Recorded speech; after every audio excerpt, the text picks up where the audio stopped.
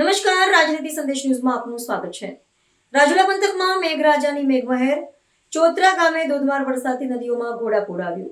વરસાદને કારણે ચોતરા ગામની રાયડી નદીમાં ઘોડાપૂર આવતા બે કાંઠે વહેતી થઈ આ નદીના પ્રવાહમાં ગામના પશુપાલક ધકડાભાઈના બકરાઓ તણાયા। 15 થી 20 જેટલા બકરાઓ પાણીમાં ફસાઈ જતા પૂરમાં તણાયા।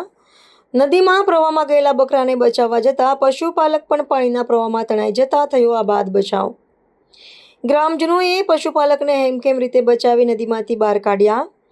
પ્રથમ વરસાદે રાયડી નદીમાં ઘોડાપૂર આવતા લોકો પૂર જોવા નીકળ્યા।